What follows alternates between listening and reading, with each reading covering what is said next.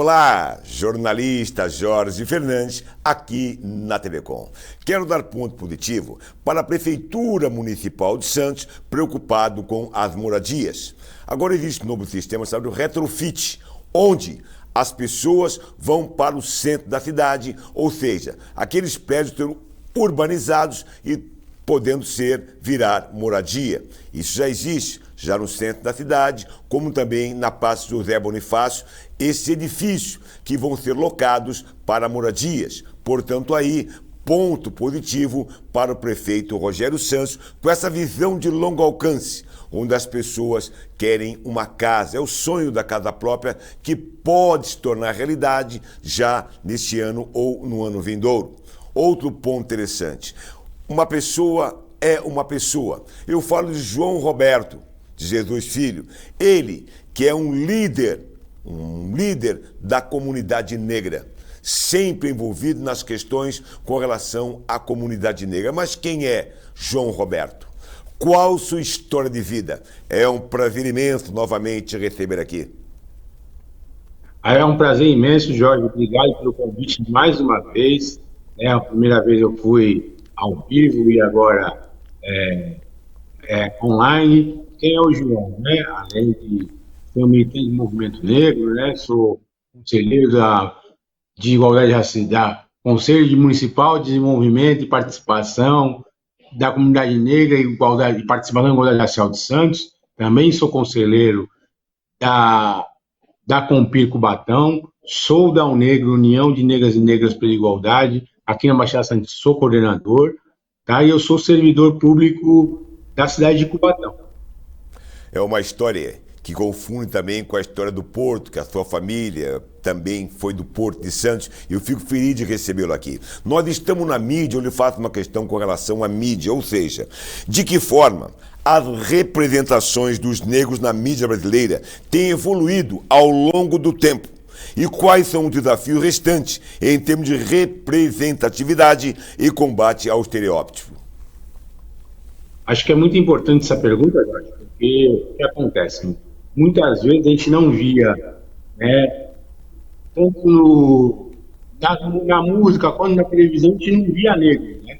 A gente via algumas pessoas que inclusive, se destacar muito mais, né? Você vê o exemplo de Glória Maria, o Mussum, nos anos 70, eles eram ícones, e agora você vê alguns negros apresentando jornais, como a Maria Júlia Coutinho apresentando Fantástico, às vezes o Heraldo Pereira apresentando Jornal Nacional. Agora na mídia, a gente teve uma novela, a penúltima novela das 7, antepenúltima, né? Agora é a última, é a antepenúltima novela das 7, que teve um elenco bastante negro, uma grande parte de uma negritude nessa novela. Eu acho que é muito importante. A gente tem que discutir muito mais. Se a gente é 56% da população brasileira, tem que ter 56% nas produções audiovisuais do Brasil. E isso muitas vezes não acontece, né? O Jorge Fernandes é um ícone que, assim, ele apresenta um programa de TV num espaço de uma TV comunitária. Eu acho que é de fundamental importância o trabalho que o Jorge Fernandes faz, né? João, eu fico feliz e agradeço pelas suas palavras da minha pessoa, mas seguindo nessa linha ainda, será que as cotas, que agora tem uma nova legislação, são responsáveis por isso que você acabou de citar, João Roberto? Eu acho que é importante a gente já elencar junto, né, essa pergunta das cotas. As cotas começaram em 2002, e eu acho que as cotas foi um importante mecanismo de transformação social. O povo negro e povo indígena brasileiro, inclusive também os brancos pobres, porque muita gente também confunde as cotas. Acho que é importante, eu sei que o tempo é curto, mas acho que é importante a gente colocar que as cotas, por exemplo, a Lei 12.990, ela é metade para estudantes de escolas públicas, e aí tem toda a questão, para negros, com um salário mínimo e meio, a renda, e os brancos e os indígenas. E aí, no caso, né, se tem uma transformação social no Brasil, com as cotas, a Isto É, numa matéria de 2010, ela mesma na capa, a Isto É colocou, isto é, as cotas deram certo. Por que elas deram certo? Porque muitas pessoas, por exemplo, eram as primeiras pessoas da família a se formar, inclusive, se formar em universidade pública. Nós temos hoje, você vai no posto de saúde, você tem uma chance grande de ser atendido por um médico médico. Você tem uma chance grande, por exemplo, de você ser atendido por um defensor público negro, né? Aconteceu a questão na USP, que, no meu entender, foi errôneo, que assim, o menino era pardo, né, na questão de medicina na USP, o menino era pardo, e a comissão de identificação errou nesse ponto. Como com o menino de direito e com o menino de medicina. O menino de direito conseguiu recorrer, está matriculado, o menino de medicina não. Mas eu acho que realmente melhorou uma representação tanto na universidade, porque a universidade na verdade, o próprio nome diz, é um universo, então ele é plural, ele tem que se colocar à frente disso, né? A universidade é importante, e o povo brasileiro também é importante, para citar algumas coisas para o povo brasileiro.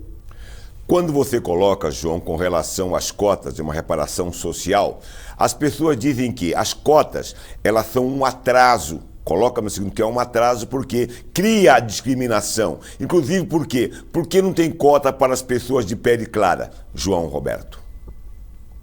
Então, acho que é importante essa colocação que o Jorge colocou, que foi inclusive que eu coloquei um pouco no começo, e aí quando a pessoa fala assim, ô João, por que não tem cota para pessoas de pele clara? Isso, na verdade, é uma falácia, é uma mentira. O Jorge, ele fez essa pergunta já sabendo qual seria a minha resposta. É verdade. Mas eu acho que é importante exatamente para se explicar. E aí eu vou retornar. Metade dessas cotas são para estudantes oriundos de escolas públicas.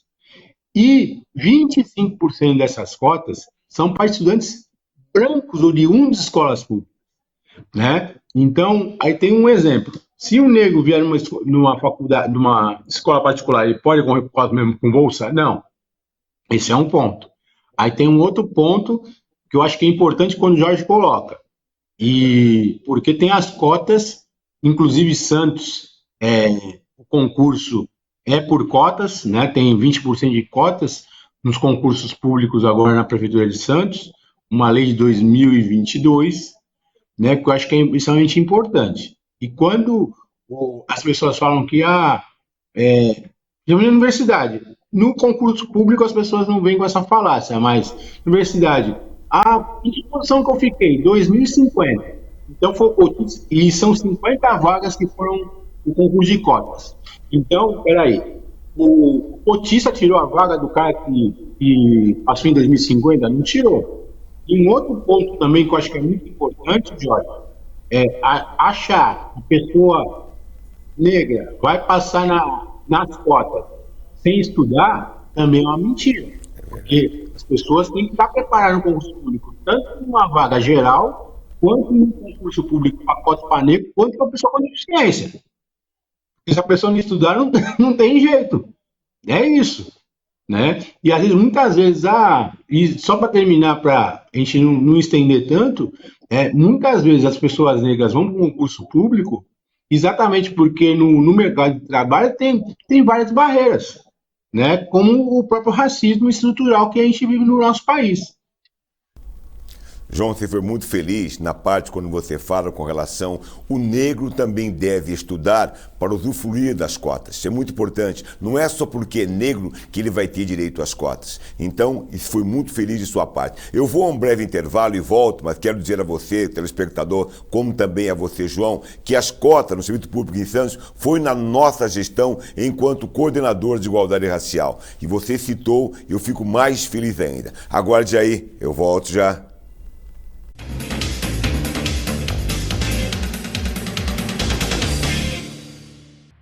Se você está pensando em cuidar do seu sorriso, o Plano Santa Saúde tem a solução para você. Santa Saúde Odonto, o maior plano odontológico da região e com as melhores condições. São mais de 200 opções de atendimento, além de uma rede própria, com planos a partir de R$ 12, você tem acesso a uma ampla variedade de serviços. Tudo isso com selo de qualidade do Plano Santa Saúde. Quer saber mais? Acesse o nosso site. Santa Saúde Odonto, o plano certo para o seu sorriso.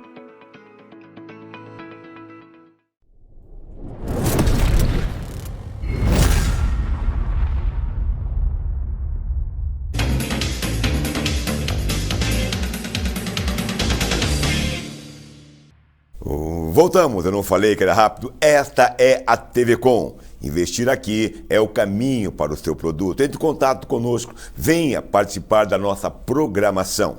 João Roberto, importante lembrar que eu faço uma questão seguindo a mesma linha.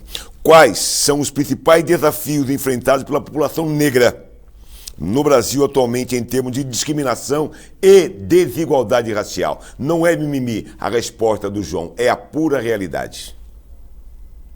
Olha, acho que é importante se falar isso, e os desafios são vários.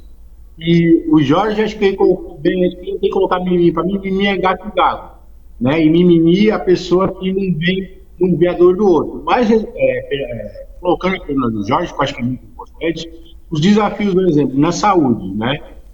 É importante um exemplo. A Prefeitura de Santos agora vai ter um ambulatório, voltar um ambulatório de anemia falciforme. Mas eu acho que a Prefeitura de Santos, né, tem que ter um ambulatório de saúde da população negra. Isso é uma coisa importante. Inclusive, é uma proposta para a cidade, que eu acho que é importante. Um outro desafio também, mesmo com as cotas, a gente tem um desafio muito gritante ainda de desigualdade racial, né? Um terceiro ponto, eu acho que é muito importante na educação. O Jorge foi coordenador de igualdade racial por 8 anos, por isso que ele colocou que no final da gestão Paulo Alexandre foi quando ele colocou para a Câmara e aí foi votado e foi sancionado já no governo Rogério Santos. E eu acho que é importante também, falando de educação, o que ia acontecer é realmente a lei da 639 sair do papel, né? Realmente se ensinar a cultura afro-brasileira indígena da nossa história. A gente não pode esquecer que, inclusive, eu até errei aqui, porque a lei da 639 agora é substituída pela 1145, e também tem que se ter a cultura indígena nas escolas, tanto públicas quanto privadas no nosso país. Não é uma coisa de Santos, né? Não é porque Santos teve Quintino de Lacerda, foi parecido. É porque isso é lei e isso tem que ser colocado. Uma coisa também que eu acho que vai terminando um pouco, Jorge, às vezes a justiça e às vezes até as forças policiais, um exemplo, a gente teve um exemplo agora em que, um motorista de um Porsche matou um motorista de Uber. E aí ontem teve 2 casos, na verdade. Um é que a polícia bateu num menino e entrou sem mandato na casa, sem ele ser suspeito. E uma outra coisa também que foi um cúmulo absurdo, né, um apresentador de uma rede de televisão, não vou citar o nome nem do apresentador e nem da emissora, em que o menino com cabelo black bonito, falou que o cabelo dele era peruca e tinha piolho. Olha como é que é o racismo. A gente tem que realmente, o racismo estrutural, evoluir nisso. E assim, se acabar a discriminação, as pessoas têm elemento racial, e como o Jorge falou, foi muito feliz. Não é mimimi. Não é mimimi. Então, as pessoas podem fazer um exemplo, piadas homofóbicas, piadas racistas, mas se eu fizer uma piada com um cristão, eu posso? Eu não posso. É mais ou menos entrar nisso, né? Eu não posso mexer com a dor do outro. Quando eu faço uma piada dessa forma, é mexer com a dor do outro. Então, a gente, como sociedade, a gente tem que evoluir e tentar acabar com todas as discriminações. Pode falar, Jorge. João, só para complementar, essa proposta se apresentou com um ambulatório para pessoas negras, já notamos e vamos dar prosseguimento nesse processo. João Roberto, mais uma vez te agradeço de coração a sua participação aqui no Jornal da Comunidade. Obrigado, Jorge, mais uma vez, um tempinho aí, a gente sabe que o tempo é corrido para você, para mim, os telespectadores, mas acho que é importante ter uma pauta como essa, mesmo um tempinho curtinho de 15 minutos, mas é um tempinho que dá para se ver e tal, e eu acho que foi muito importante essa colocação, tá bom? A minha entrevista e a sua condição. Obrigado, Jorge, pela oportunidade mais uma vez. Eu que te agradeço. E a você continue aqui. A TV Com é a melhor. Fique conosco, por favor.